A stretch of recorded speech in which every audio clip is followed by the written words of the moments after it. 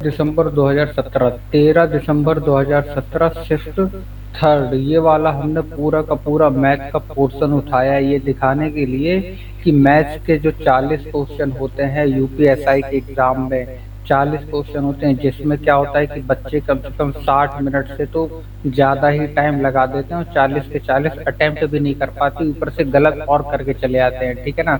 तो ये जो हमने 13 दिसंबर 2017 का थर्ड शिफ्ट का जो पोर्शन हमने उठाया है, लगभग 2017 के थोड़ी कठिन पेपरों में से ही लगभग एक है ना, सबसे कठिन पेपर ही शायद मेरे हिसाब से तो उठाया है, जिसमें कैलकुलेशन थोड़ी सी लंबी है, ठीक है ना।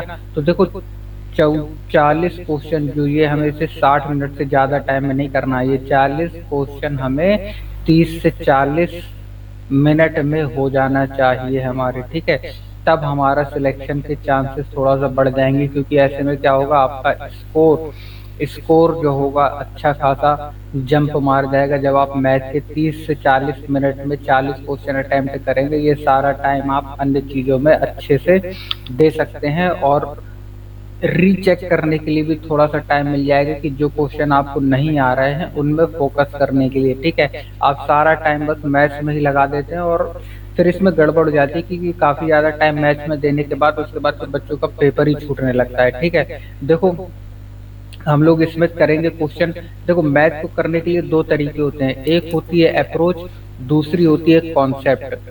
ऑफ अप्रोच और कॉन्सेप्ट, कॉन्सेप्ट आना बहुत जरूरी है, क्योंकि बिना कॉन्सेप्ट के मैथ में आप कुछ नहीं कर सकते, ठीक है। तो कॉन्सेप्ट आना बहुत जरूरी है, लेकिन अप्रोच हमें आना उससे भी ज़्यादा बहुत ज़रूरी है अगर आप किसी कंपटीशन एग्ज़ाम में जा रहे हैं आज के टाइम पर देने, तो क्योंकि अप्रोच से क्या होता है, कैलकुलेशन हमारी बिल्कुल ईजी हो जाती है, ठीक है। कई बार तो क्वेश्चन ही हमारे केवल देखकर ही हम उसका आंसर बता देते हैं, चाहे वो जितना बड़ा क्वेश्चन हो, बहुत से क्वेश्चन हमारे आ जाते हैं। तो अप्रोच का इस टाइम पे यूज़ बहुत ज़्यादा हमें करना है, ठीक है। कॉन्सेप्ट भी हमें आना चाहिए, कॉन्सेप्ट तो बेसिक ही है, ठीक है, लेकिन हम लोग ट्राई करेंगे कि कॉन्सेप्ट और अप्रोच को दोनों को मिला के चीज़ों को और ज़्यादा इजी बना सकें, ठीक है। देखो ये हमारा क्वेश्चन पहला है 13 दिसंबर 2017 शिफ्ट थर्ड, ये चाहे तो डाउनलोड करके देख लीजिएगा पेपर नेट में, पूरे के पूरे केवल इसी से लिए हैं, इसीलिए ये भी नहीं है कि सरल सरल क्वेश्चन हमने ले लिए छांट के, इजी इजी ले लिए उसके बाद बता रहे हैं कि देखो भाई जल्दी लग जाते हैं, कितनी जल्दी लग जाते हैं, चुटकी बजाते ही सॉल्व हो गए। ऐसा कुछ नहीं, पूरा पूरा सेट ही हमने उठा लिया है, ताकि ये तो हो कम कि आपके हिसाब से जो हार्ड और इजी क्वेश्चन जो आ रहे हैं वो सारे के सारे यहाँ पे कैसे हम लोग पूरा का पूरा सेट जब लगा सकते हैं 30 से 40 सेकंड में, तो फिर आप भी सीख सकते हैं उस चीज़ को। बात समझ रहे हैं। देखो ये हमारा पहला क्वेश्चन है, एक रंगों की डाई को लाल और पीले रंगों को 2:5 के अनुपात में मिलाकर बनाया जाता है। किस अनुपात में मिला रहे हैं, 2:5 के अनुपात में। यदि डाई में लाल रंग की मात्रा को 25% बढ़ा दिया जाए तो नई डाई में पीले रंग की प्रतिशत कितना हो जाएगा, हमें ये बताना है। तो हम इसे क्या लिख सकते हैं, 200 बना लो और इसे 500 बना लो, 200 2 जीरो अपने मन से कैलकुलेशन को इजी करने के लिए। वो कह रहा है लाल रंग से 25% बढ़ा देना है, तो 200 का 25% मतलब कितना, 50, तो ये कितना हो जाएगा 250।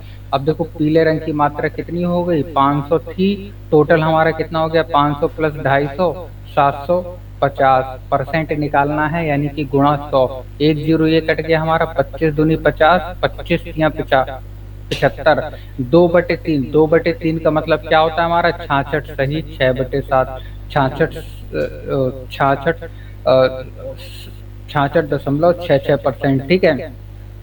उसके बाद देखो अगला क्वेश्चन, ये वाला क्वेश्चन देखो, अगला क्वेश्चन हमारा, एक ऑनलाइन परीक्षा में उपस्थित होने के लिए 10 उम्मीदवारों की बुद्धिलिपि परीक्षण स्कोर से नीचे दिए गए, ये सारे हमें सीरीज दी हुई। ये वाला क्वेश्चन हमारा एग्जाम में भी वहाँ गलत आया था, यूपीएसआई के एग्जाम में।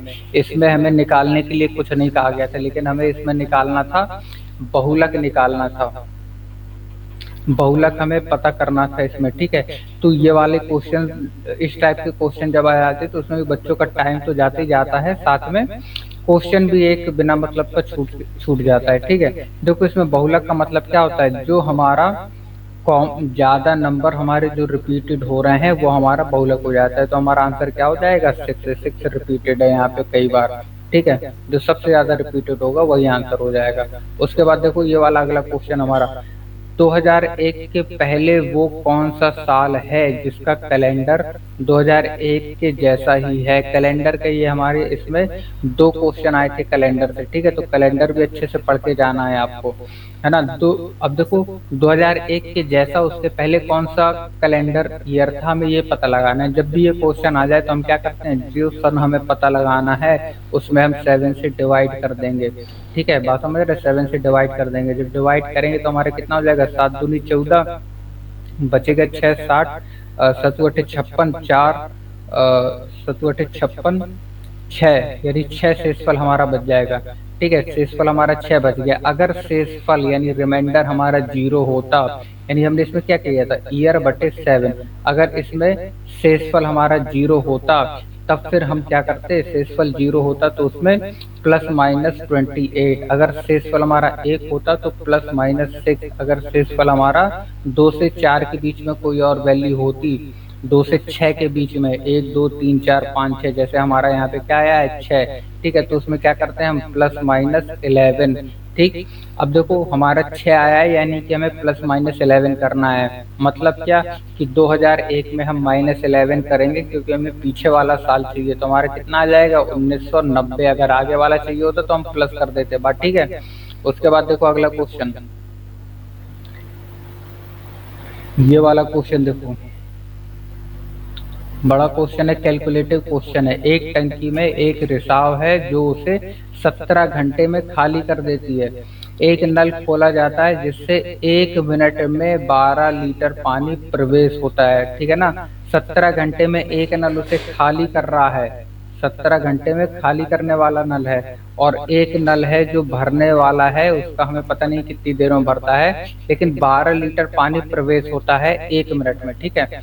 अब टंकी 24 घंटे में खाली हो जाती है। टंकी कितने घंटे में खाली हो जाती है, 24 घंटे में खाली हो जाती है। खाली का मतलब माइनस, टंकी की क्षमता कितनी, ये वाला क्वेश्चन करने के लिए हम लोग क्या करते हैं, बड़ा अच्छा सा कॉन्सेप्ट लगाते हैं हम लोग कि ये x की वैल्यू निकालते हैं यहाँ से, है ना। वही क्वेश्चन बना के जो भरने वाला नल है उसे प्लस में लेंगे, है ना, यानी कि 1/x, है ना, और ये खाली करने वाला है 17, यानी -1/17 ऐड करेंगे, बराबर ये भरने वाला है तो -1/24 x की वैल्यू निकालेंगे, ठीक है। उसके बाद हमारी क्षमता कितनी है, 1 मिनट में 12 लीटर, तो उसमें क्या करेंगे 12 का मल्टीप्लाई करेंगे, फिर उसके बाद हमारा आंसर आएगा। अब ये हमारा 17 घंटे में था, 24 भी घंटे में था, तो ये भी हमारा घंटे में आएगा, तो इसमें 60 और मल्टीप्लाई करना पड़ेगा, ठीक है। तो इतनी लंबी कैलकुलेशन हो जाएगी। यहाँ पे हमारा 17 है और ये 24 है, ठीक है, तो एलसीएम लेने में भी दिक्कत, ठीक है। तो यहाँ पे हम क्या करेंगे, हमें ये पता है कि जो हमारा x की वैल्यू आएगी, यानी जो जितने टाइम में भरा, जो नल भर रहा है पानी, उसकी जो वैल्यू आएगी उसमें 12 का मल्टीप्लाई करेंगे। इसका मतलब जो हमारा आंसर मिलेगा वो 12 के मल्टीपल में होगा। 12 का मतलब 3 गुणे 4, 3 गुणे 4 1, यानी वो 3 से भी कटेगा और 4 से भी कटेगा, ठीक है ना। तो ये देखो इसके लास्ट में 50 है, इसके लास्ट में 70 है, तो ये दोनों तो 4 से कटने से रहे नहीं, क्योंकि 4 से डिविजिबिलिटी का रूल क्या है, लास्ट के 2 नंबर 4 से कटना चाहिए, तो दोनों नहीं कट रहे हैं। यहाँ 60 और 40 दोनों 4 से कट रहे हैं, यानी कि ये दोनों हो सकते हैं। उसके बाद देखते हैं ये दोनों 3 से कटते हैं कि नहीं। 3 + 4, 4 3 7 5 12, और 12 4 16, तो 16 तो 3 से कटता नहीं है, इसका मतलब ये भी 3 से नहीं कटेगा, तो हमारा 12 से भी नहीं कटेगा। अब देखो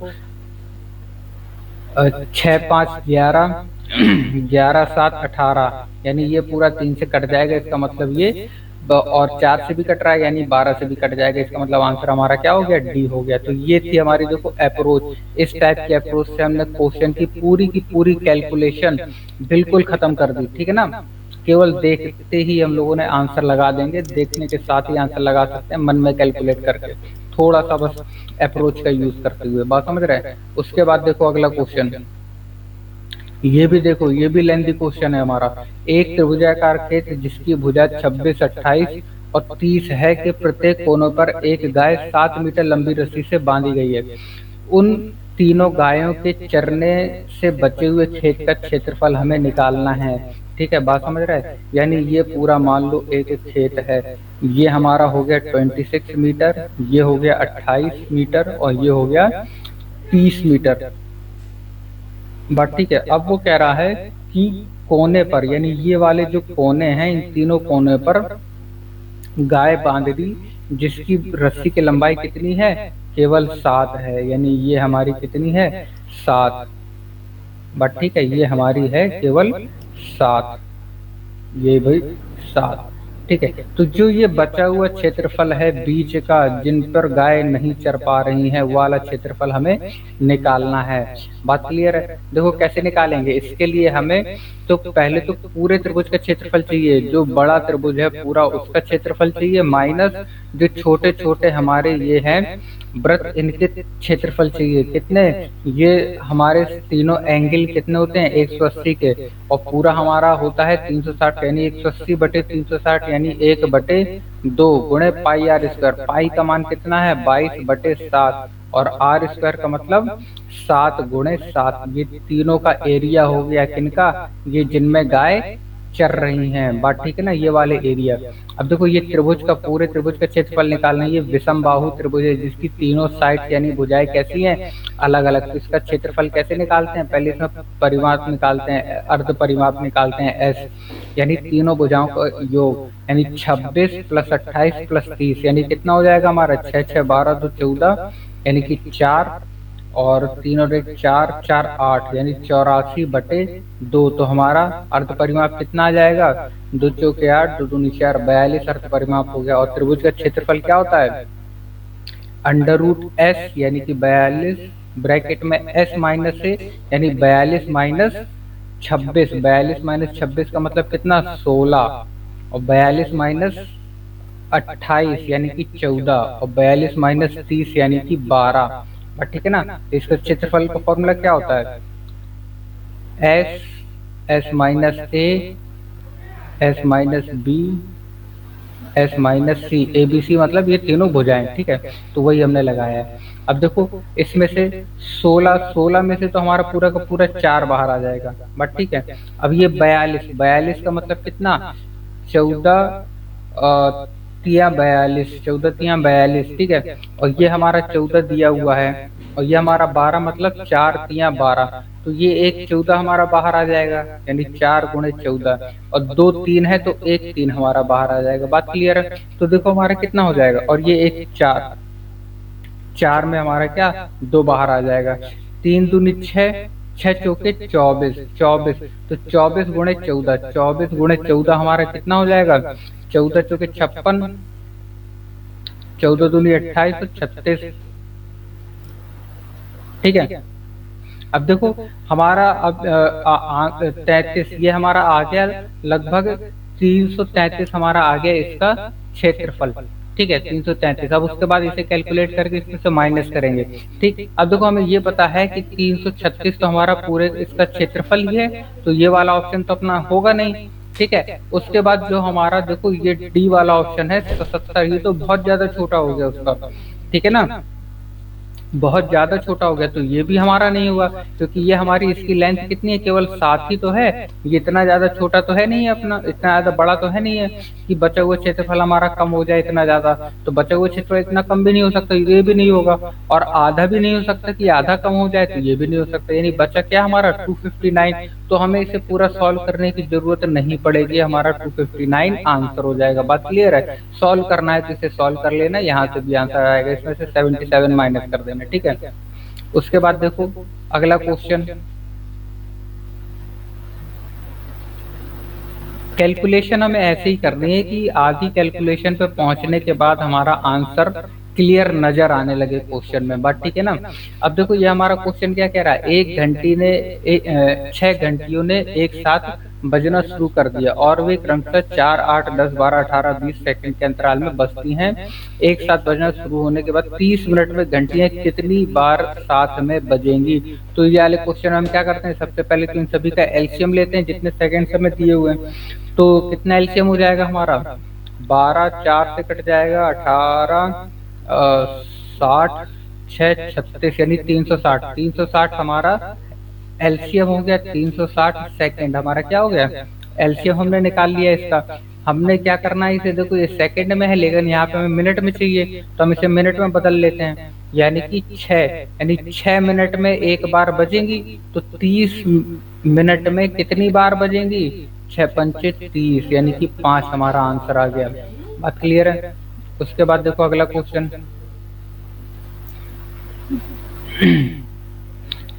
हरी एक काम का 25 हिस्सा 5 दिनों में कर सकता है। 25% हिस्सा, 25% का मतलब कितना, 1/4 ये करता है 5 दिनों में। तो पूरा काम कितने दिन में करेगा, 5 चौके 20 दिनों में करेगा। ठीक है, अब वो कह रहा 20 गुना बड़ा काम उसने कितने दिनों में करने में लगेगा। 20 गुना बड़ा काम मतलब उसका 20 गुना, यानी कि 20 गुणे 20, 400 हमारा आंसर हो जाएगा। ठीक है, ये वाले क्वेश्चन तो देख के ही लगाने वाले क्वेश्चन होते हैं, करना नहीं होता है इसमें। तो अब हमें थोड़ा सा लिखना पड़ेगा समझाने के लिए। अब देखो ये हमारा क्या दिया है, 1.96 इंटू 11.96 प्लस 11.96 एक्स वाई प्लस 0.04 एक पूर्ण वर्ग होगा। तो एक्स वाई किसके बराबर होगी, हमें वैल्यू किसकी चाहिए, एक्स वाई की वैल्यू चाहिए। बात क्लियर है। देखो ये वाला कैसे करेंगे, ये वाला क्वेश्चन में अब अगर कैलकुलेशन करने बैठे या तरीका ढूंढने बैठे या करने बैठे स्क्वायर वगैरह बना के, तो टाइम इसमें काफी ज्यादा कंज्यूम हो जाता है, लग जाता है। ठीक है, क्योंकि मिलते ही नहीं है हमें जल्दी। तो हम इसमें क्या करेंगे, हम इसमें अप्रोक्स वैल्यूज ले लेंगे। जैसे ये 1.96 है, तो 1.96 किसके पास वाली वैल्यू है, 2 के पास वाली। 11.96 है, तो ये किसके पास की वैल्यू है, हमारी 12 की, है ना। और प्लस ये हमारा 11.96 है, तो 12 लिख सकते हैं हम इसे। एक्स वाई प्लस 0.04, ये काफी ज्यादा छोटा है, तो इसे ऐसे ही लिखा रहने देते हैं। बात क्लियर है। अब ये तो कितना हो गया, 12 दूनी 24। ठीक है, ये भी हमारा किसी न किसी का स्क्वायर होना चाहिए, लेकिन ये हमारा क्या है, केवल 24 है। तो 24 यानी कि 25 हमारा स्क्वायर होता है। तो 24 के पास वाला स्क्वायर क्या है हमारा, 25। और 0.04 अगर हम इसमें ऐड कर दें तो 0.04 ये हो जाएगा। तो ये देखो लगभग कितना ज्यादा है हमारा, 0.96 तो ज्यादा है।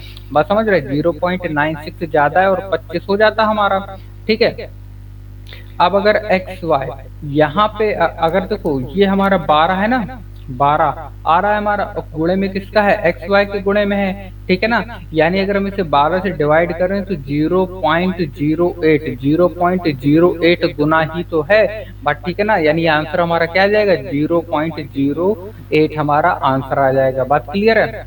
उसके बाद देखो अगला क्वेश्चन, एक क्वेश्चन का एक ही तरीका बताएंगे, 2-2 3-3 तरीके नहीं बताएंगे, क्योंकि ये हमें 30 से 40 सेकंड में सॉल्व कैसे, 30 से 40 मिनट में पूरे 40 क्वेश्चन हम सॉल्व कैसे कर सकते हैं वो बताने की कोशिश कर रहे हैं। ठीक है ना। उसके बाद देखो ये वाला क्वेश्चन हमारा, मैनेजमेंट शब्द के अक्षरों को किस तरह से क्रमबद्ध करते हैं ताकि स्वरों एवं व्यंजनों की तुलनात्मक स्थिति वही रहे जैसे मैनेजमेंट में है। यानी कि हमें इससे मैनेजमेंट में प्रोबेबिलिटी की वो पूछ रहा है कि स्वर और व्यंजनों को तुलनात्मक स्थिति में रखने के लिए कितनी बार क्रमबद्ध तरीके से लगाया जा सकता है। बात ठीक है ना। अब इसमें देखो मैनेजमेंट में हमारे स्वर, स्वर कितने हैं हमारे, स्वर हमारे हैं 1 2, मतलब ए 2 बार है, ई भी 2 बार है, यानी हमारे पास 2 स्वर हैं। एक ए है तो वो भी 2 बार आ रहा है, और ई है वो भी 2 बार आ रहा है। बात क्लियर है। यानी टोटल अगर देखें तो हम 4 की प्रोबेबिलिटी यहाँ से बन रही है। उसके बाद देखो व्यंजन, व्यंजन हमारे पास कितने हैं, हमारे पास व्यंजन हो गए, एम हो गया, एन हो गया, जी, एम, एन और टी। ठीक है, यानी कि 6। ठीक है, 6। और यहाँ पे देखो एन 2 बार है हमारा।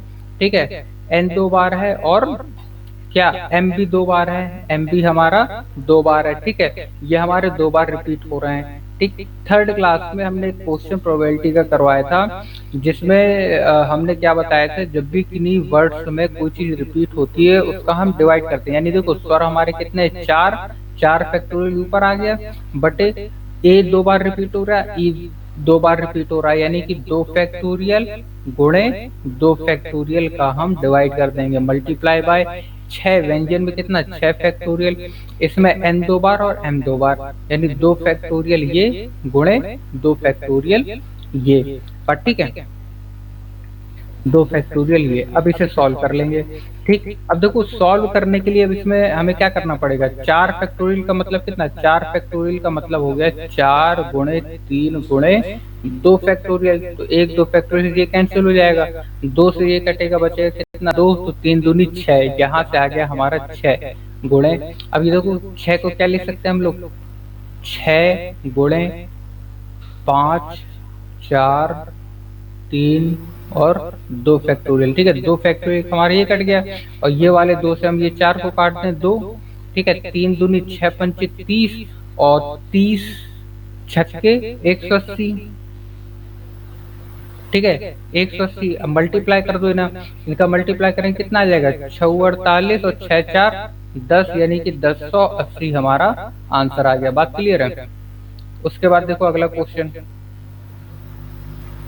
ये वाला क्वेश्चन देखो, 110/x का 42/5 बराबर 840। ठीक है, तो x का मान हमें बताना है कितना है, 110/x गुणे 42/5 बराबर 840। यह x का मान निकालना है, तो x को हम इस साइड ले जाएं। ठीक है, तो x यहाँ आ गया, और 840 हमारा भाग में जाएगा, तो 840 हमारा यहाँ लिख लेते हैं। ठीक है, x का मान अब हमें निकालना है। बात ठीक है। अब देखो यहाँ पे 0 से हमारा 0 कटा, 42 दूनी 82, तो 10 11/10, 11/10 हमारा क्या हो गया, 2 पंचे 10 आंसर हो जाएगा। 11/10 ऊपर 11 बच रहा है, नीचे 10 बच रहा है। उसके बाद देखो अगला क्वेश्चन, सारे क्वेश्चनों के करने के तरीके देखते जाना, एक ही सेट के क्वेश्चंस हैं सारे, ये भी नहीं है अलग अलग सेट के सरल सरल लिए हों। अब इसमें सरल कठिन सारे क्वेश्चन है। 560 छात्रों वाले एक स्कूल में लड़कों की औसत आयु कितनी, 12 है, और लड़कियों की 11 है। लड़कों की 12 और लड़कियों की 11। यदि स्कूल की औसत आयु यानी टोटल औसत आयु कितनी है, 11 साल 9 महीने। 11 साल 9 महीने का मतलब कितना, 11 साल 9/12, यानी 11 प्लस 3 3 3 चौके 12, 11 चौके 44, और प्लस 3 47/4, 47/4 ये टोटल दिया हुआ है, जिसे हमने बीच में लिख लिया। ठीक है, एवरेज एलिगेशन से हम लोग इसे सॉल्व कर लेंगे, मैन और बॉय और गर्ल का रेशियो निकाल लेंगे। ठीक है, 4 ये हमारा डिवाइड में, तो 4 का मल्टीप्लाई दोनों जगह कर दो, तो 12 चौक 48 और 11 चौक 44। ठीक है, तो ये कितना बचेगा हमारा, 47 माइनस 44 कितना 3, और 48 माइनस 47 1। तो हमारे बॉयज 3 हो गए, गर्ल्स 1 हो गई। वो पूछ रहा है लड़कियों की संख्या कितनी, तो लड़कियों की संख्या कितनी है, 1 कितने में से, 4 में से, गुणे 560, यानी हमारा आंसर कितना हो जाएगा, 4 से काटेंगे, 4 एकम 4, 4 चौके 16, 140 अपना आंसर हो जाएगा। बात क्लियर है। उसके बाद देखो अगला क्वेश्चन, ये वाला क्वेश्चन देखो, 3 मोबाइल फोन और 1 वॉकमैन की कीमत 80,000 है। 5 मोबाइल फोन और 2 वॉकमैन की कीमत 1,50,000 है। तो मोबाइल फोन की कीमत हमें बताना। ये भी देखो कैलकुलेटिव है। इसमें क्या करेंगे कि पहले तो इनकी इक्वेशंस बनाएंगे, उसके बाद इक्वेशन सॉल्व करेंगे। लेकिन अगर एक बात यहाँ ध्यान से देखो, यहाँ पे 2 वॉकमैन है और यहाँ पे 1 वॉकमैन है। बात समझ रहे हैं ध्यान से, यहाँ पे 2 वॉकमैन है और यहाँ पे 1 वॉकमैन है, और हमें वॉकमैन तो चाहिए नहीं, हमें चाहिए है मोबाइल, तो वॉकमैन को हटाना पड़ेगा। तो ये जो ऊपर वाली इक्वेशन है, यहीं पे 2 का मल्टीप्लाई कर दें, तो हमारे पास फोन कितना हो जाएगा, 6 मोबाइल हो जाएंगे, 2 वॉकमैन हो जाएंगे, और ये कितना हो जाएगा, 1,60,000। यहाँ 6 मोबाइल में हम 5 को माइनस कर दें, तो 1 मोबाइल की कीमत हमारी कितनी आ जाएगी, 1,60,000 में 1,50,000 माइनस हो जाएंगे, यानी कि 10,000। 10,000 हमारा आंसर है। करने की जरूरत ही नहीं है कुछ लिखने की। बात ठीक है। उसके बाद देखो अगला क्वेश्चन,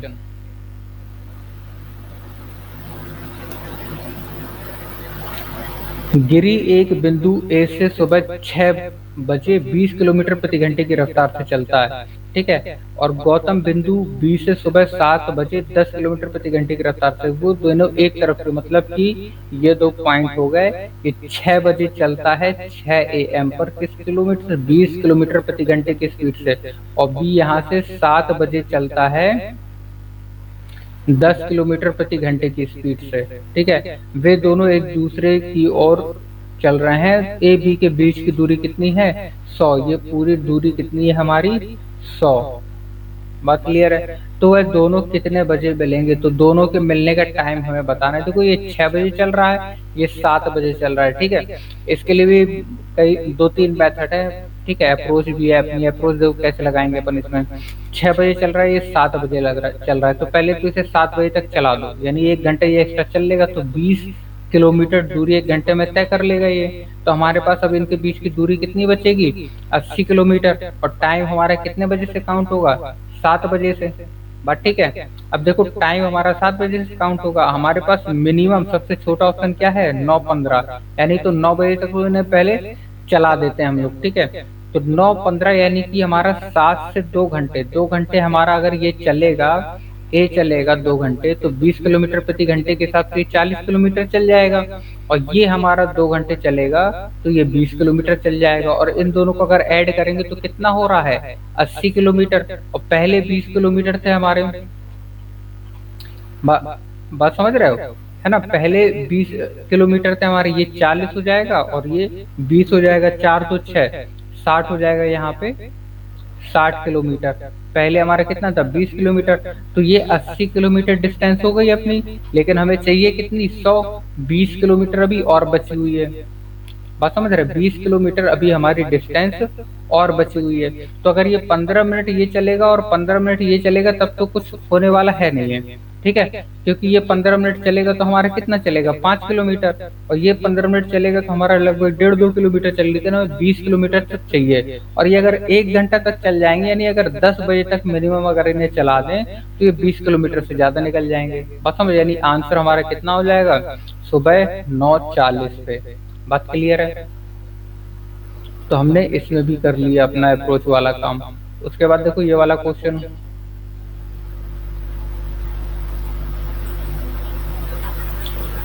3 के 80% और 25 के 4/5 में कितना अंतर है। 3 के 80% और 25 के 4/, अब देखो 3 का 80% मतलब कितना हो गया, 80/100, 2 जीरो कैंसिल हो जाएंगे, यानी 24। 3 का 80, 30 का 80% 24, और 25 का 4/5 का मतलब 5 से 25 गया 5, और 5 जो कि 20, यानी अंतर हमारा कितना हो जाएगा, 4। आंसर ए नंबर हो जाएगा हमारा, ऑप्शन ए 4, ठीक है। उसके बाद देखो अगला क्वेश्चन, 600 ग्राम, 420 ग्राम, 780 ग्राम वजन के 3 चॉकलेट बॉक्स को एक समान वजन के छोटे छोटे टुकड़ों में काटा गया। यदि एक व्यक्ति को ऐसे 2 टुकड़े दिए जाते हैं, तो ऐसे लोगों की न्यूनतम संख्या क्या होगी जो सभी टुकड़ों को बांट सके। यानी ये वाला क्वेश्चन भी हमारा क्या है, अप्रोच से भी हो सकता है हमारा। देखो यहाँ पे हमारा क्या है, 600 ग्राम, 420 ग्राम और 780 ग्राम, पर ठीक है। अब हमें इनमें निकालना है, पहले तो मिनिमम हमें चाहिए कि मिनिमम कितना बांटा गया है। तो मिनिमम के लिए निकालते हैं, क्या निकालते हैं हम लोग, एचसीएफ। मिनिमम के लिए एचसीएफ निकालते हैं। ये हमारा 600, 420 और 780, यानी एचसीएफ में लास्ट में 0 तो हमारा बचेगा ही बचेगा।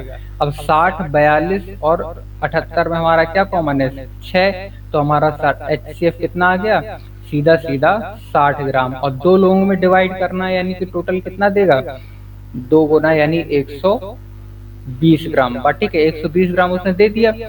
अब वो कह रहा है कि 2 टुकड़े तो उसने बांट दिए 120 ग्राम।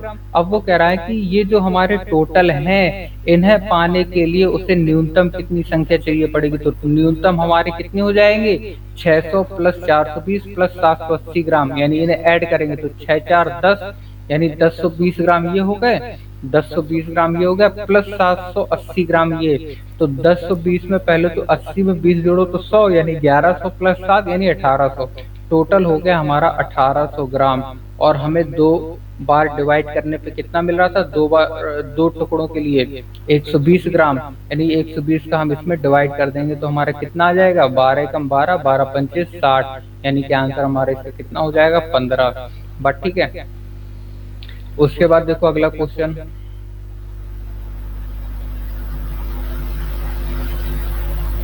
ये देखो एक्स और वाई एक काम को क्रमशः 12 और 10 दिनों में पूरा कर सकते हैं। जेड की मदद से एक्स और वाई साथ मिलकर, देखो एक्स हमारा कितने दिन में करता है, 12 दिन में, और वाई 10 दिन में। उसके बाद कह रहा है जेड की मदद से एक्स वाई साथ मिलकर 6000, यानी कि X plus Y plus Z total कितना कमाते हैं, 6000 रुपए कमा लेते हैं। बात ठीक है कि कुल वेतन में से वेतन में इस काम को 5 दिनों में पूरा कर सकते हैं। यानी अगर तीनों एक साथ लगते हैं, उन्हें 6000 रुपए दिए जाएं तो 5 दिन में पूरा काम खत्म हो जाएगा। ठीक है, अब वो कह रहा है कि जेड को उसके काम के हिस्से के लिए कितना वेतन मिलना चाहिए। तो पहले तो हमें ये पता करना पड़ेगा कि जेड कितना दिनों में काम कर पाता है अपना। बात ठीक है, तो हमें एक्स का पता है, वाई का पता है, तो हम इन दोनों का एलसीएम लेके, यानी जो हमारे ये 60 है, हम पूरा यूनिट काम पता कर लेते हैं कि इतने यूनिट काम है, तो 60 यूनिट काम हो गया। अगर हमारा एक्स 60 यूनिट काम कितने दिन में करेगा, 5, यानी 5 यूनिट काम एक्स हमारा एक दिन में कर सकता है। ठीक उसी तरह बी देखो, पूरा काम 10 दिन में कर सकता है, तो 60 यूनिट काम कितने दिन में करेगा, 6 यूनिट काम हमारा एक दिन में करेगा। बट ठीक है, 6 यूनिट काम हमारा एक दिन में करेगा, यानी कि एक दिन में एक्स प्लस वाई दोनों कितने यूनिट काम कर रहे हैं, 5 + 6, 5 + 6 यानी 11 यूनिट काम कर रहे हैं एक दिन में। बट ठीक है, लेकिन यहाँ पे देखो दिन हमारे टोटल कितने हैं, 5 दिन लगने चाहिए। अगर एक्स वाई अकेले करते रहते हैं तो 11 यूनिट काम एक दिन में कर पाते हैं। अगर ये टोटल काम हमारा 5 दिन में खत्म हो रहा है, तो इस हिसाब से जो टोटल 60 यूनिट काम है हमारा, तो पर डे के हिसाब से कितना काम खत्म होना चाहिए जब जेड आ गया, 12 यूनिट। ठीक है ना, 12 यूनिट, 12×5 = 12 यूनिट। ठीक है, इसका मतलब अगर एक्स वाई एक दिन में 11 यूनिट काम कर रहे हैं और एक्स वाई जेड तीनों मिलकर 12 यूनिट काम कर रहे हैं, तो इसका मतलब जेड कितने यूनिट काम कर रहा है, 1 यूनिट काम कर रहा है एक दिन में। बात ठीक है, तो हमारा रेशियो कितना हो गया, एक्स का 5, वाई का 6 और जेड का 1। अब जेड की हमसे वैल्यू पूछिए, उसे कितना रुपए मिलेगा, तो जेड का कितना है, 1 बटे में 6 + 5 + 1, 5 11 और 1 12, और हमारा टोटल धन कितना है, 6000, यानी 12×5 = 60, यानी 500 रुपए मिलेगा उसे। बात क्लियर है। उसके बाद देखो अगला क्वेश्चन, ये वाला क्वेश्चन देखो, एक समठोस प्रिज्म का आधार एक त्रिकोण है। ठीक है, एक प्रिज्म है हमारा। ठीक है, प्रिज्म बना लेना, जैसा बना पाओ अच्छा सा। ठीक, जिसका भुजा 6 8 10, भुजा 6 8 10 का मतलब ये क्या हो गया हमारा, 6 8 10 यानी समकोण त्रिभुज हो गया। ठीक है, प्रिज्म की ऊंचाई हमें दी हुई है, हाइट कितनी है, 10 सेंटीमीटर। प्रिज्म का कुल क्षेत्रफल, पार्श्व सतह क्षेत्रफल और आयत हमें निकालना है, आयतन निकालना है, तीनों चीजें निकालना है, 3 चीजें। अब देखो अगर इसका फॉर्मूले नहीं पता है तो ये क्वेश्चन जनरली नहीं हो पाता है। ठीक है, जनरली क्या हो ही नहीं पाता, जब फॉर्मूले नहीं पता तो फिर क्या करोगे इसमें, बात समझ रहे। तो इसमें क्या होता है, हमें फॉर्मूले तो सबसे पहले चाहिए होते हैं। अब अगर हम इसमें देखें तो 6 8 10 तो हमारे त्रिभुज का क्षेत्रफल हो गया। अगर हम इसके बेस का एरिया निकाले तो हमारा कितना हो जाएगा, त्रिभुज का क्षेत्रफल क्या होता है, 1/2 आधार इंटू ऊंचाई, यानी 6/8। 2 से काटोगे तो ये 4 और 4 से 24, यानी ये कितना आ गया, 24 उसके बेस का एरिया आ गया। बट ठीक है, अगर हम उसके पार्श्व सतह क्षेत्रफल निकालें, पार्श्व सतह क्षेत्रफल निकाले तो पार्श्व सतह क्षेत्रफल हमारा क्या होता है, उसके बेस का एरिया गुणे उसकी हाइट, बेस का एरिया गुणे उसकी हाइट। तो बेस का एरिया कितना है, 24 और हाइट कितनी है, 10, यानी 240 हमारा पार्श्व क्षेत्रफल हो जाएगा। बट ठीक है, अच्छा यहाँ पे क्वेश्चन में देखो पार्श्व क्षेत्रफल यानी 240 बीच वाली वैल्यू है हमारी, तो केवल चौथे वाले ऑप्शन में दिए, तो सीधा सीधा हम लोग इसी को भी लगा सकते हैं। ठीक है, लेकिन अब सतह का क्षेत्रफल हम लोग कैसे निकालते हैं, सतह का क्षेत्रफल में जो पार्श्व क्षेत्रफल होता है वो भी आता है, प्लस 2 गुणे उसका बेस का क्षेत्रफल, 2 गुणे बेस का क्षेत्रफल। ठीक है ना, 2 गुणे बेस का क्षेत्रफल। बात क्लियर है। ठीक है, तो हमारा 288 आ जाएगा। चाहे इसी किसी को भी निकाल लोगे, एक ही एक वैल्यू दिए तो आराम से पता चल जाएगा। ठीक है, फॉर्मूले इसमें याद रखना भी जरूरी है अपन को। ठीक है, ये वाला क्वेश्चन देखो, ये वाला भाग है, ये वाला क्वेश्चन देखो पहले, पॉइंट 23, इसके हमें भिन्न में बदलना है। ठीक है, भिन्न में बदलना है तो परिणाम क्या होगा इसका हमें ये पता लगाना है। ठीक है, देखो 0.2323, 0.23 ये हमारा आता चला जा रहा है, यानी कि हम इसको क्या लिख सकते हैं 0.23 बार। ठीक है, और इसकी वैल्यू कितनी होती है 23 अपॉन जितने भी ऊपर बार रहता है उतने 9 नीचे आ जाते हैं, यानी कि 23 अपॉन 99 हमारा आंसर हो गया। बट ठीक है ना।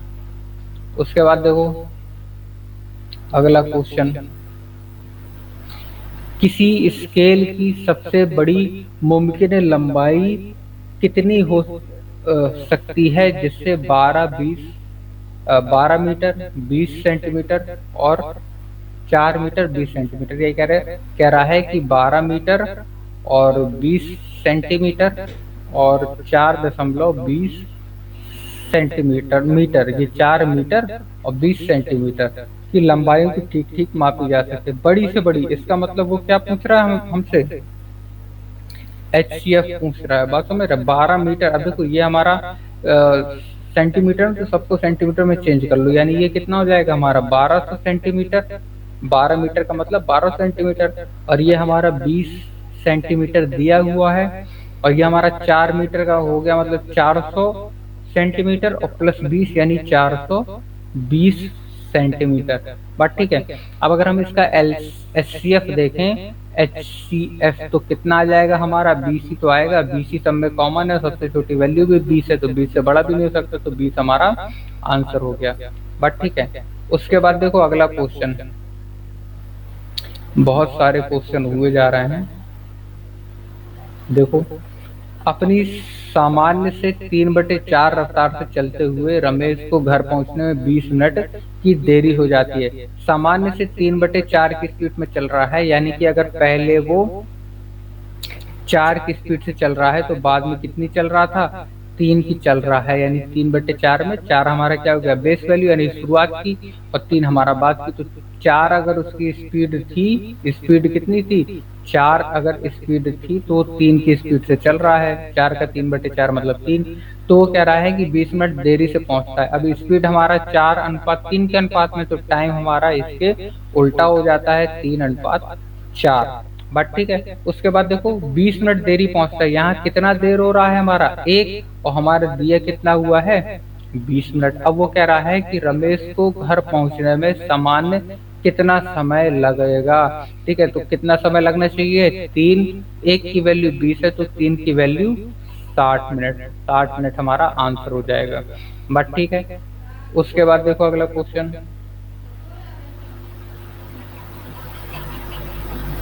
बिल्कुल सिंपल क्वेश्चन है। P का 5% 10 है, P का 5% 10 है और Q का 10% 5 है।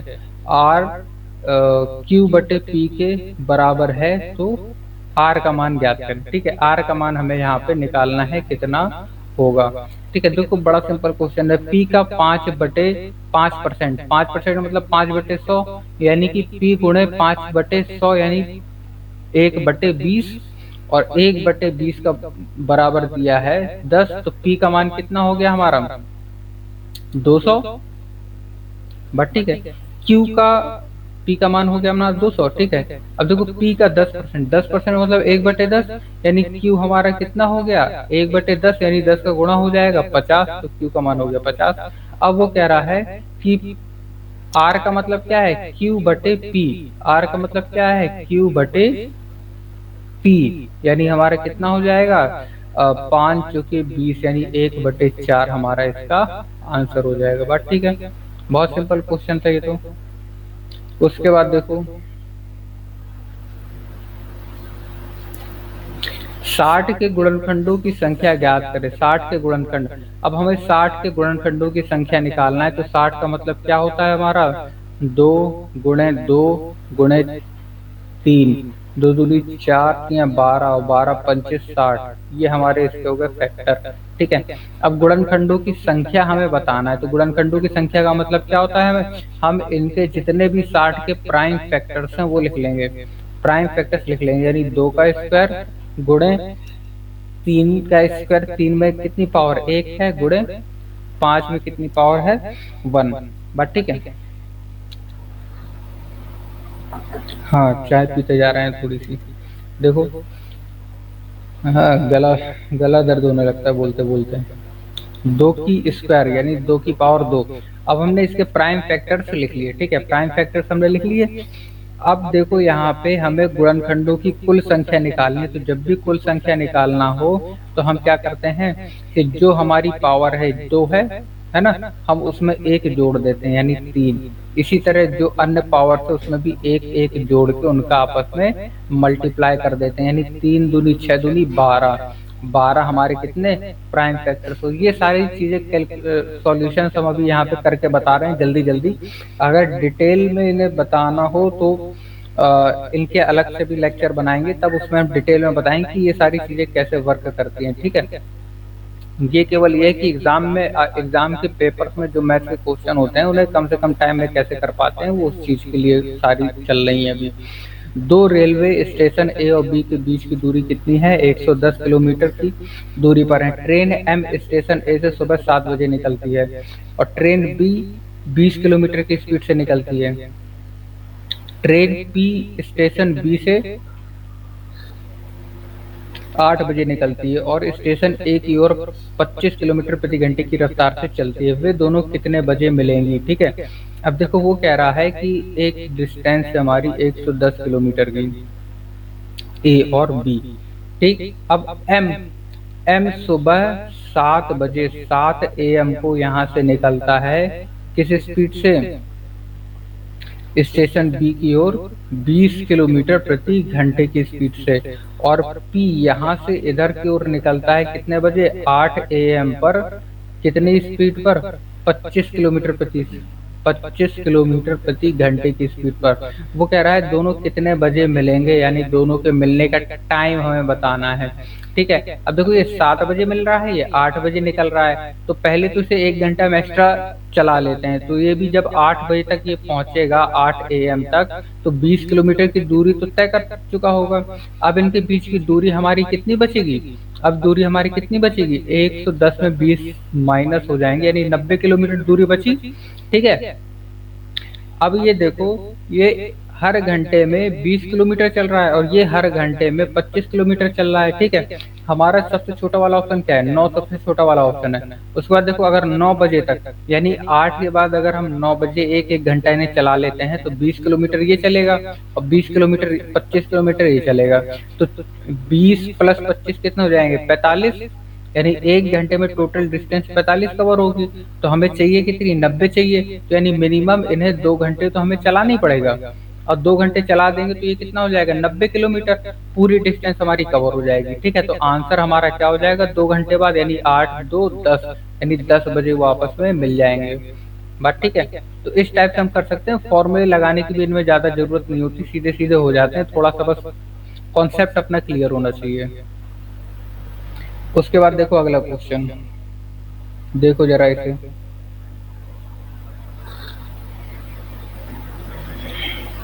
अतुल ने एक साइकिल उसके अंकित कीमत से 3/4 दाम पर खरीदी और उसे उसकी अंकित कीमत से 20% ज्यादा दाम पर बेच दी। बिल्कुल सिंपल है। अतुल ने एक साइकिल उसकी अंकित कीमत से 3/4 दाम पर खरीदी, 3/4 दाम पर खरीदी, यानी अगर उसका रेट 400 रुपए था तो कितने में खरीदी, 300 रुपए में खरीदी। बात क्लियर है। हमने इसमें 2 जीरो ले लिए और इसमें भी 2 जीरो ले लिए, ठीक है।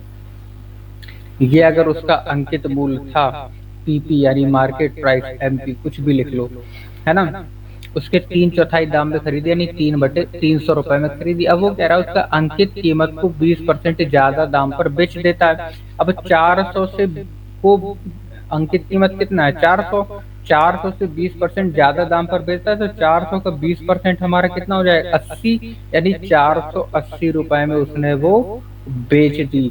बात ठीक है। अब देखो यहाँ 300 पे उसने खरीदी थी, 480 में बेच दी, यानी कितने का प्रॉफिट हुआ, 180 का। कितने में से, 300 में से, गुणे 100, तो 2 जीरो से कट गए, 18 60%, 60% अपना क्या हो जाएगा, प्रॉफिट हो जाएगा। ठीक है, अगला क्वेश्चन देखो, सेब, संतरे और आम की संख्या क्रमशः 5:7:8 है। किस अनुपात में दिए हुए हैं, 5:7:8 के अनुपात में। फल विक्रेता ने फलों की संख्या क्रमशः 40%, 50% और 75% से बढ़ा दी। अब देखो हमें बढ़ाना है तो मैंने क्या कर लें, 500, 700 और 800 करे ले रहे हैं ताकि सिंपल हो जाए। वो कह रहा है कि पहले 40% इसे बढ़ाया गया तो 40% इसे बढ़ा दिया गया, तो 500 का 40% मतलब कितना, 200। तो ये कितना हो जाएगा हमारा, 500 प्लस 200 700। और ये 50% बढ़ा दी तो 700 का 50% मतलब कितना, 350। 700 प्लस 300 हो जाएगा हमारा 1000 प्लस 50 यानी कि 1050। बात क्लियर है ना। उसके बाद देखो 800 को कितना बढ़ाया, 75%। 800 को 75% बढ़ाया। अब देखो 800 का 75% मतलब 800 का 25%, 25 अट्ठे 200 है ना, और 25 या 75 यानी दो तेईस 600। 800 का 75% 600 यानी 800 प्लस 600 कितना हो जाएगा हमारा, 6 6 12 13 14 1400। बात क्लियर है, ठीक है। अब देखो इनका अनुपात हमें निकालना है। हमें क्या पूछा है, फलों का अनुपात अब क्या होगा, तो अब क्या हो जाएगा, 1 0 हमारे ये कट गए। ठीक है, 5 से काटो, 5 एकम 5, 5 के 20, 5 दूनी 10, 5 एकम 5, 5 दूनी 10, 5 अट्ठे 40, 7 से कट जाएगा, 7 दूनी 14, 7 तिया 21, अनुपात 7 चौके 28, 2:3:4। तो 2:3:4 अपना आंसर हो जाएगा। ठीक है, नेक्स्ट ये वाला क्वेश्चन देखो,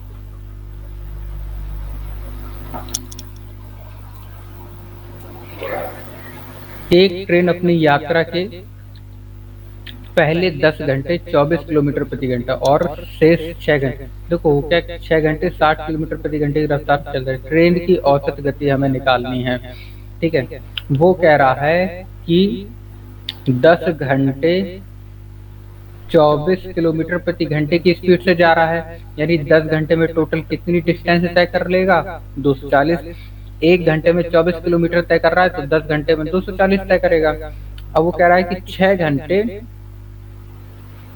60 किलोमीटर प्रति घंटे की स्पीड से जा रहा है, यानी 1 घंटे में 60 किलोमीटर चल रहा है, तो 6 घंटे में 6 36 यानी 360 किलोमीटर चल जाएगा। बट ठीक है ना। अब हमें निकालना उसकी एवरेज स्पीड। एवरेज स्पीड क्या होता है हमारा, फुल टाइम यानी टोटल टाइम बटे टोटल टोटल डिस्टेंस बटे टोटल टाइम। तो टोटल डिस्टेंस हमारा कितना हो गया, 240 प्लस 360। 240 प्लस 360 हमारा कितना हो जाएगा, 2 3 500 और 40 और 60 100 ये यानी 600 किलोमीटर। ठीक है, उसके बाद बटे टाइम। टाइम हमारा कितना है, 10 प्लस 6 हमारा टाइम हो गया यानी 16, यानी 600 बटे 16। 4 से काटो, 4 के 16, 4 एकम 4, 4 पंचे 20, 150 और इसे काटो हमारा कितना आ जाएगा, 4 तिया 12, 4 सत्ते 28 यानी 37.5 हमारा आंसर हो गया। बात ठीक है। उसके बाद देखो अगला क्वेश्चन, पूरा का पूरा सेट ही कंप्लीट करवा रहे हैं, ध्यान रखना ये चीज कैसे कर रहे हैं, बस ये देखते चलो। X square plus 146 square plus, अब देखो ये इतनी बड़ी कैलकुलेशन हमारे पास आगे करने के लिए सिंप्लीफिकेशन का क्वेश्चन है। इसे सिंप्लीफाई करके एक्स की वैल्यू हमें निकालना है। बट मगर अगर हमने इससे ऐसे मतलब 146 का स्क्वायर इतने बड़े बड़े नंबर का स्क्वायर किया तब तो हो गया काम, बन गया अपना काम। ठीक है, हमें ये सब कुछ नहीं करना है। हम क्या करेंगे, यूनिट डिजिट का यूज करेंगे इसमें। अगर हम यहाँ से देखें तो यूनिट डिजिट कितनी आ जाएगी, 6, और इसकी यूनिट डिजिट हमारी कितनी होगी, 4, और इसकी यूनिट डिजिट हमारी 4, और ये हमारी 8 की तो 8 है ये यूनिट डिजिट। यहाँ माइनस लगा हुआ है, ये माइनस लगा हुआ है, ये बराबर लगा हुआ है, तो ये कितना हो जाएगा हमारा 0। ठीक है ना, जीरो हो जाएगा यहाँ पे। ठीक है, उसके बाद देखो ये हमारा कितना बचा, अगर हम यहीं से देखें ये हमारा है कितना, -8 है ना, -8 है हमारा। ठीक है, अब हम अगर देखें इसे, देखो ऐसे, ये हमारा 6 हो गया, 4 -4 और -8, 8 4 12 2। ठीक है, अच्छा ये काट देते हैं, ये पहले हम काट ही देते हैं, या फिर क्या करो, थोड़ा सा सिंप्लीफाई कर लो इसे। अगर हम थोड़ा सा सिंप्लीफाई करते हैं तो कितना हो जाएगा ये, क्योंकि ऐसे अपना क्या नंबर बन नहीं पा रहे हैं। एक्स स्क्वायर बराबर 146 का square plus equal to 232 square -52 का स्क्वायर -5468। ठीक है, इसको थोड़ा सा सिंप्लीफाई कर लेते हैं। अब देखो ए स्क्वायर माइनस बी स्क्वायर का फॉर्मूला हम यहाँ पे लगा सकते हैं, बात समझ रहे हैं, ए स्क्वायर माइनस बी स्क्वायर का फॉर्मूला हम लोग यहाँ पे लगा सकते हैं। अगर हम इसमें लगाते हैं तो कितना हो जाएगा, 332 माइनस 52, 332 माइनस 52 का मतलब कितना, 05678 यानी 180 गुणे, अब माइनस कर दे, अब प्लस कर दो तो 5678 यानी कि 284 माइनस 5468, ये आ गया हमारा -5468। ठीक है, और हमारा 146 स्क्वायर, 146 का स्क्वायर ये हमारा यहाँ था, और एक्स स्क्वायर ये था प्लस में। ठीक है, यहाँ से अगर देखो तो हमारा कितना हो जाएगा, यूनिट डिजिट यहाँ पे हमारी 0 हो जाएगी। ठीक है, अब यहाँ पे देखो 8 है हमारा, तो 0 में 8 जाएंगे हमारा कितना बचेगा, 2 बचेगा, 0 में 8 जाएंगे 2 बचेगा हमारा। ठीक है, अब यहाँ से अगर यूनिट डिजिट देखो तो कितना हो जाएगा, 6 हो जाएगा, और 6 यहाँ आएगा यानी कि 6 माइनस होगा हमारा, 6 माइनस होगा तो कितना बचेगा हमारा, 6 बचेगा। और ठीक है ना, 2 में 6 माइनस होगा तो हमारा कितना बचेगा, 6 बचेगा, क्योंकि पीछे से हमारी एक हासिल भी लेगा। ठीक है, अब ये हमारा 6 बचा जो, तो ये हमारा एक्स स्क्वायर, तो यूनिट डिजिट अगर हमारी 6 है तो हमारा अगर इसका स्क्वायर भी करेंगे तो यूनिट डिजिट हमारी कितनी होगी, 6 होगी, अगर क्यू करेंगे तब भी 6 ही होगी। तो इसका मतलब जो हमारा आंसर होगा उसका यूनिट डिजिट कितना होगा, 6 होगा, यानी यूनिट डिजिट से देखो हमारे इसमें 156 यहाँ भी आ गया। बस समझ रहे हैं, तो हमारा थोड़ी सी सिंप्लीफाई इसमें जरूर करना पड़ा, लेकिन फिर भी हमें इतनी लंबी कैलकुलेशन हमें नहीं करनी पड़ेगी। बट ठीक है, तो हम लोग इसे भी ऐसे कर सकते हैं, कोई दिक्कत नहीं है। उसके बाद देखो अगला क्वेश्चन, शिवा ने एक निश्चित दिन 2000 धन साधारण ब्याज और चक्रवृद्धि ब्याज पर निवेश की। यदि ब्याज दर 6% तो 3 साल की अवधि के लिए साधारण ब्याज और चक्रवृद्धि ब्याज का फर्क कितना है, यानी अंतर, यानी डिफरेंट 3 साल के लिए हमसे पूछा है। बिल्कुल सिंपल है, इसका फॉर्मूला तो बच्चों के जबान पे ही रटा होता है, 3PR/100 का स्क्वायर 300 प्लस R/100, इस टाइप से। फिर P कितना है हमारा, ये 3 साल के लिए, इतना यूज करेंगे तो 2 साल के लिए होता है, तो P इंटू R हमारा है कितना, 6, यानी कि 6×36/100 गुणे 100। उसके बाद हमारा 300 प्लस R यानी कि 306/100। अब इसमें देखो यूनिट डिजिट अगर हम देखें तो 6×36 और 6×2 12, यानी कि हमारे यूनिट डिजिट कितना होगा, 2, बाकी जीरो को जाने दो, जीरो अपना होते रहेंगे। ठीक है, तो हमारे यूनिट डिजिट कितना है, 2, यहाँ पे यूनिट डिजिट हमारा 2 इसमें मिल रहा है, तो हमारा ये वाला क्या हो जाएगा, आंसर हो जाएगा। बात ठीक है,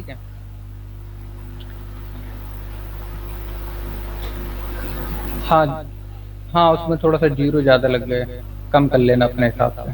ठीक है, 2 साल 3 साल के फॉर्मूले तो आते ही हैं CISI के डिफरेंट में, उसमें कोई दिक्कत नहीं है। ठीक, देखो अशोक के पास 60 रुपए प्रति किलोग्राम और 85 रुपए प्रति किलोग्राम ऐसे 2 प्रकार के गेहूं हैं। यदि वो इनके मिश्रण को 84 रुपए में बेचकर 20% मुनाफा कमाता है, तो मिश्रण में इस प्रकार का अनुपात क्या होगा। अब देखो वो क्या कह रहा, उसके पास है 60 रुपए प्रति किलोग्राम और 85 रुपए प्रति किलोग्राम। ठीक है। उसके बाद वो कह रहा है कि 84 रुपए प्रति किलोग्राम में बेचने पर 20% मुनाफा हो रहा। जब वो 84 रुपए में बेच रहा है, अब देखो ये हमारा क्या है, सीपी 60 रुपए और ये भी हमारा है सीपी। अगर एलिगेशन से हम लोग करेंगे तो सीपी सीपी हमारा है, तो यहाँ भी हमारा क्या होना चाहिए, सीपी होना चाहिए। लेकिन 84 हमारा क्या है, बेच रहा है, एसपी है, और इसमें कितना 20% का प्रॉफिट हो रहा है। तो पहले हम यहाँ से सीपी निकाल लेंगे, तो एक जीरो ये कट गया। 12 सत्ते 84, ठीक है, 12 सत्ते 84 यानी 70 रुपए। तो हमारे ये सीपी आ गया 70 रुपए, बीच में रख देंगे। तो 60 70 - 60 10 और 85 - 70 15, यानी कि 5 के 15 और 5 दूनी 10, यानी 3:2 हमारा क्या हो जाएगा, इसका आंसर हो जाएगा। बात ठीक है, 3:2 के अनुपात में मिला देगा वो। अगला क्वेश्चन देखो।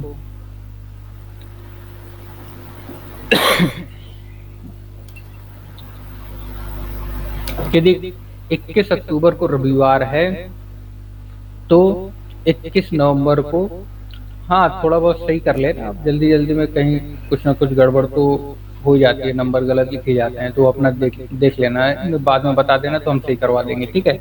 वो क्या कह रहा है कि यदि 21 अक्टूबर को रविवार है तो 21 नवंबर को कौन सा दिन होगा। बिल्कुल सिंपल, देखो ये सेकंड क्वेश्चन है हमारा किससे, कैलेंडर से, है ना।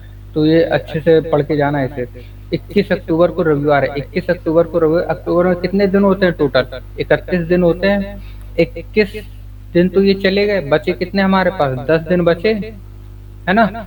अब वो क्या कह रहा है, देखो 21 अक्टूबर को अपने पास था क्या, संडे, है ना, यानी रविवार, ठीक है। अब उसका देखो 21 नवंबर, 21 नवंबर को हमें चाहिए, तो अक्टूबर में होते हैं अपने 31 दिन, बचे कितने यहाँ से 10 दिन, और नवंबर, अक्टूबर के बाद नवंबर सीधा महीना आता है, यानी 21 दिन इसके चाहिए हमें, यानी टोटल कितने दिन हो गए अपने पास, 31 दिन हो गए।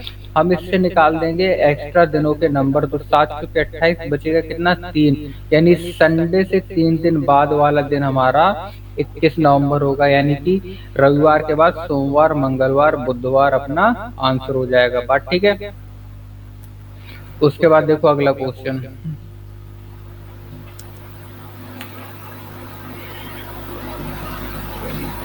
हाँ, समुच्चय वाले बाद में करवाएंगे लास्ट में। अजय ने अपनी जमा पूंजी एक बैंक में निवेश की। ये राशि साधारण ब्याज से 2 साल में इतनी हो जाती है और 5 साल में इतनी हो, साधारण ब्याज का केवल 2 साल में इतनी हो जाती है और 5 साल में इतनी हो जाती है। तो इनके बीच का अंतर कितना, 3 साल। तो 3 साल में कितनी हो जाएगी, 1300 माइनस 1120, यानी कि कितना हो जाएगा, 0 8 और 1120 माइनस करो तो 0, यहाँ से 8 बचेगा, 2 बचेगा 1, 180, यानी 1 साल की वैल्यू कितनी हो जाएगी, 3 18 यानी 60, ठीक है। अब हमसे पूछ रहा है मूल राशि, हमसे पूछ रहा है तो हम किसी भी वैल्यू रख देंगे। 2 साल में राशि हो जाती है हमारी 1120, तो 2 साल में हमें ब्याज कितना मिलेगा, 120 रुपए। तो अगर 120 रुपए इसमें ब्याज है तो हमारा मूलधन कितना होगा, 1000 रुपए होगा ना मूलधन। ये तो हमारा पूरा क्या है, इतना हो जाता है, तो मूलधन हमारा क्या हो जाएगा, 1000 रुपए। बट ठीक है। उसके बाद देखो अगला क्वेश्चन, इसमें कह रहा है कि जिन अंकों में 56 का फर्क हो और पहला अंक दूसरे का 2/9 हो तो अनुपात क्या हो गया। यानी कि ये 2 अंक है हमारे पास, कह रहा है कि पहला अंक दूसरे का 2/9, यानी अगर ये हमारा 1 है तो ये कितना हो, 2/9 1 का, ठीक है। यानी अनुपात हमारा कितना आ गया, 2:9।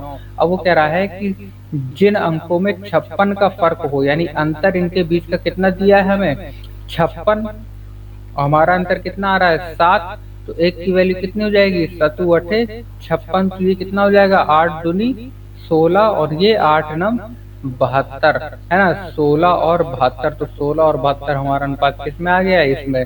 वैसे ये अनुपात अपने होते नहीं क्योंकि सारे हमारे, ये देखो 16 और 72 में कॉमन है अपना, इधर भी कॉमन है, ठीक है। लेकिन 16 और 72 दिया है तो सीधे ये लगा देंगे, कोई दिक्कत नहीं है। अनुपात तो हमें वैसे ही 2:9 दिया था, तो क्वेश्चन का कोई मतलब ही नहीं बनता, ठीक है। उसके बाद देखो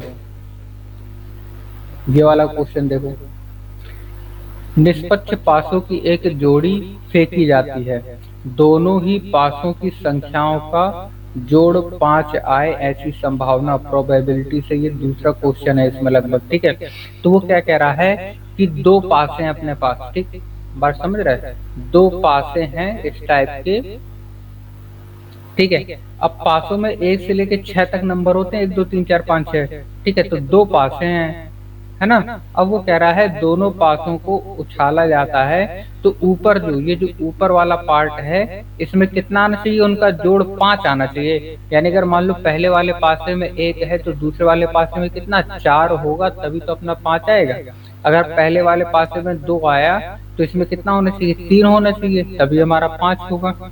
यहाँ अगर हमारा 3 होगा तो यहाँ कितना होना चाहिए, 2 होना चाहिए, तो रिपीट होने लगेगा अपना। तो यहाँ आगे की जाने की जरूरत है ही नहीं, यानी केवल ये 2 कंडीशन बनेगी हमारी जिसमें हमें 5 मिल सकता है। यानी 1 नंबर, 2 नंबर, 3 नंबर और 4 नंबर ये हमारे आएंगे, तभी कुछ हो सकता है, 5 बन सकता है। वरना अगर कोई भी नंबर आए तो 5 हमारा उनका योग नहीं बनेगा। बात ठीक है। टोटल देखो 6 इसमें है और 6 खाने इसमें होते हैं, है ना। यानी कि 6 36 टाइप का हमारा आ सकता है ना। पासे में जो 6 नंबर हैं ये 36 टाइप के आ सकते हैं। तो हमारा शर्त हमने क्या बताई थी, प्रोबेबिलिटी में क्या होता है, ऊपर आती है अपनी क्या शर्त और नीचे आते हैं हमारी कुल कितनी संभावनाएं हो सकती हैं। तो शर्त हमारी कितनी हो गई, 4 अपने पास शर्त हो गई, तो 4 आ गया, और 6 अपनी पूरी कुल शर्त हो गई, ठीक है। तो 4/36 हमारा क्या हो जाएगा, आंसर हो जाएगा। ये वाले क्वेश्चन केवल देख के करने वाले होते हैं, करने में थोड़ा सा यहाँ बताने में समझाने में थोड़ा सा टाइम लग जाता है, वरना ये क्वेश्चन 10-10 20-20 सेकंड से ज्यादा के नहीं है। एक घड़ी को 16% मुनाफे में बेचा जाता है। यदि ये घड़ी 10% कम दाम पर खरीदी जाती और 14 रुपए कम दाम में बेची जाती तो 25% का मुनाफा होता है। घड़ी की लागत कीमत ज्ञात करना है। देखो माना उसका 100 रुपए उसका रेट था, 60 रुपए मुनाफे में बेच रही, यानी 160 रुपए में उसने बेचा। वो कह रहा है कि घड़ी को 10% कम दाम में खरीदा जाता, तो 10% कम दाम का मतलब 90 रुपए में खरीदा जाता और 14 रुपए कम दाम में बेचा जाता, यानी कि 14 रुपए कम दाम में वो बेचता, तो उसे क्या होता, 25% का मुनाफा होता। कब होता, जब 90 में बेच रहा था, यानी कि 90 गुणे 125/100। तो इसे सॉल्व कर लो तो 25 चौके 100, 25 पंचे 125, ठीक है। ये हो जाएगा हमारा 5 45, यानी 450/4।